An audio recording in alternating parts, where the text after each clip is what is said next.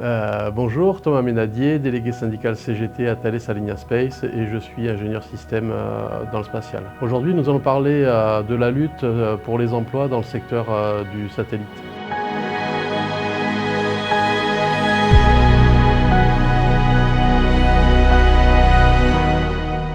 Alors, je suis dans une entreprise qui, le 5 mars 2024, a annoncé la suppression de plus de 1300 postes en Europe, dont 1124 emplois en France.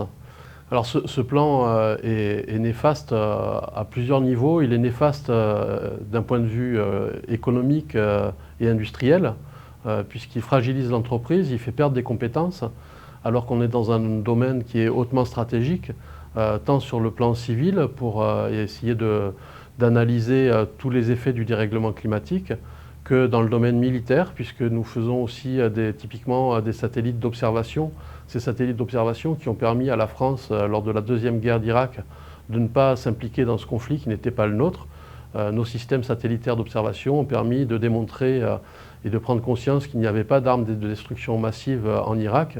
Et puis un impact sur la santé des salariés. Puisque l'autre enquête qui a été commanditée par le CSEC, c'est une enquête sur la santé et les conditions de travail. Le cabinet Technologia a démontré que, d'une part, le plan n'était pas compris par les salariés et que les salariés n'y adhéraient pas à hauteur de 80%.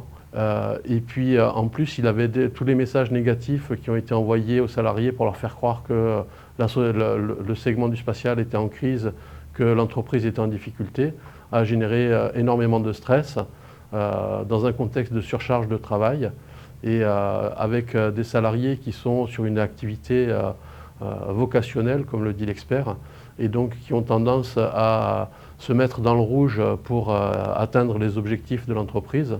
Et la responsabilité de l'employeur dans ce genre de situation, c'est d'organiser le travail de telle sorte que les salariés n'abîment pas leur santé pendant leur journée de travail.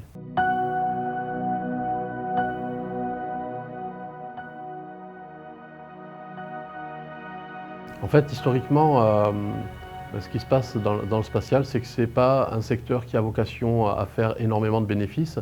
Et c'est un secteur qui était en charge de mettre en œuvre la politique spatiale définie par les gouvernements successifs. Depuis au moins une dizaine d'années, le gouvernement s'est désintéressé de la filière spatiale.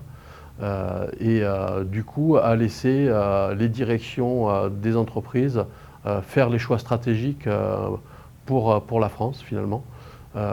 Et très rapidement, nos directions se sont orientées vers la financiarisation de notre industrie au lieu de se préoccuper des enjeux de souveraineté et des enjeux stratégiques de cette filière.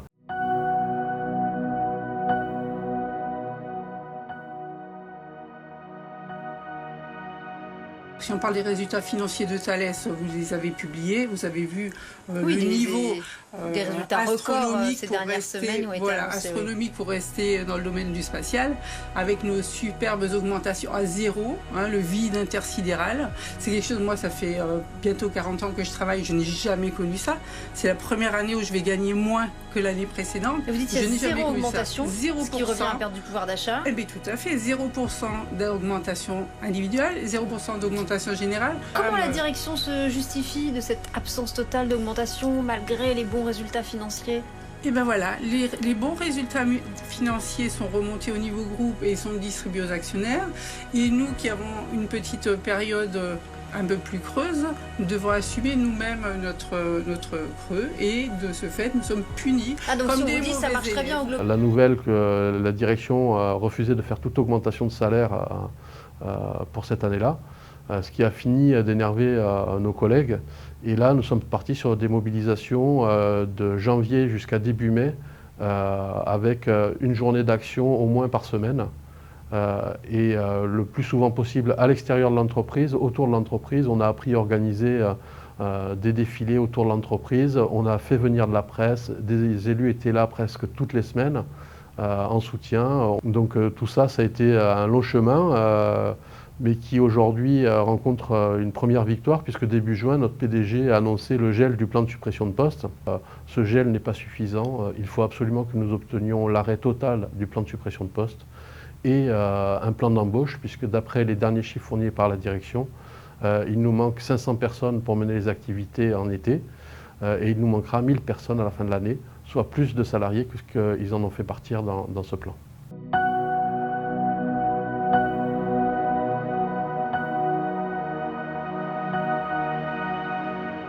Durant toute cette lutte, on a été en capacité de montrer à nos collègues que la CGT pouvait faire des analyses économiques et financières, organiser la lutte pour défendre les intérêts individuels et collectifs des salariés. Pour que nous soyons encore plus forts demain, syndiquez-vous à la CGT.